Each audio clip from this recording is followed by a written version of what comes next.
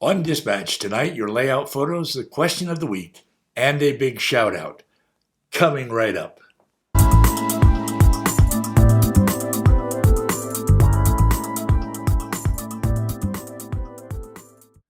Good evening. You are watching Dispatch, the weekly variety show for model railroaders. I'm Roy Smith, your dispatcher. Thanks for joining me. On tonight's show, we have your layout photos, the question of the week, and a big shout out. First up, your layout photos. And here are the photos of your layouts that you posted in our Facebook group this week.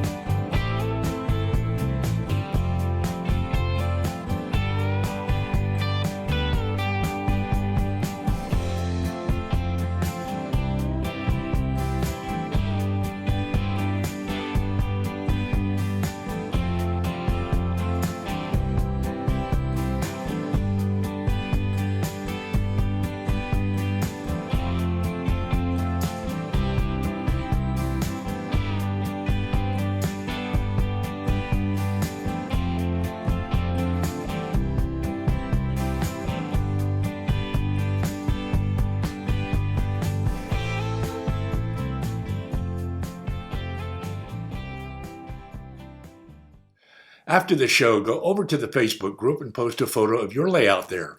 We want to see what you're doing on your layout. I will put a link to the group down below.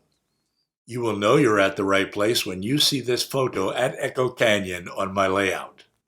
Next up on tonight's show, the question of the week. And here's this week's question. What products do you use to clean your track and improve its conductivity? Track cleaning isn't one of our favorite tasks, but we have to keep it clean and conductive for our trains to run well.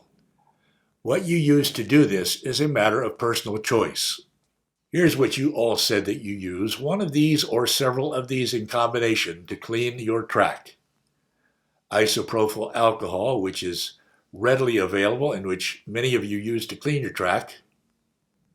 The well-known Bright Boy and other abrasive blocks, CRC 2-26 contact cleaner, which helps prevent corrosion and electrical malfunctions, WD-40 electrical contact cleaner, a spray used to establish strong electrical connections, various other fluids such as Deoxit, Inox MX3, ACT 6006, Track Magic, Goo Gone, automotive transmission fluid, acetone, clipper oil, and kerosene. You also mentioned graphite sticks, which are a good conductor of electricity when applied lightly to the rails. Track cleaning cars, such as the CMX, Atlas, and Tomix track cleaning cars. The Woodland Scenics Tidy Track System. And of course, just running your trains helps to clean the rails. Now, in his response to this question, Kahuna Tiki recommended an article by Joe Fugate in Model Railroad Hobbyist called Keeping Your Track and Wheels Clean Longer, a look at polar versus non-polar solvents. Kahuna, I read this article and found it to be very useful. Thanks for bringing it to my attention. I will put a link to it down below so that you all can go read it. By the way, Kahuna himself prefers to use WD-40 electrical contact cleaner. He says it effectively cleans his track and is electrically conductive. Now then, I would like to thank all of you for your responses to this week's question. Remember, when you respond to a question of the week, you are sharing the hobby with others. Sharing the hobby is perhaps the best part of model railroading, and it is the real purpose of these questions. Now, we do have a question for the coming week, and here it is. Have you ever experienced burnout in the process of building and operating your layout? Burnout is when it seems like you have lost interest in the hobby and you don't feel like doing anything on your layout. What caused you to burn out, and what did you do about it? Tell us about your experience with burnout in the comments section down below. Then I will discuss your responses in Dispatch next week. Again, the question for the coming week is, have you ever experienced burnout in the process of building and operating your layout? Now it's time for tonight's big shout out. And tonight's big shout out goes to Mark Bridgewater and his N-scale Feather River route layout. Mark's layout is a modern era layout based on the prototype Feather River route in Northern California. He has been working on this, his latest version of the layout, for 4 years now. It's a really big multi-level layout that features the famous Ketty Y, the Williams Loop, beautiful hills, deep canyons crossed by high bridges, cities, lots of industries, long passing sidings, long staging yards on both levels of the layout, and over 400 linear feet of track on the main line. The prototype was originally built in the early 1900s by the Western Pacific Railroad. It now belongs to the Union Pacific. Mark's layout is awesome, but don't take my word for it. Come take a look at it for yourself in a clip from Mark's most recent video. And so this starts to go upgrade here past the Elsie Ballast facility and heads up where I'm going to be blending the oak tree kind of terrain into the upper level evergreens. And it just goes around and comes back. There's a Feather River scene that I'll be using there. So it comes around here and we've added the scenery, just awaiting some more trees. Slides in under the Tunnel 32 and onto Ketty Y. And we have a track heading up the High Line, which is actually the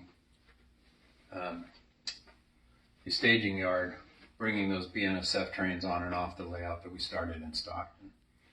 We come up here, we go into Quincy Junction. Nice bridges through this little gully here.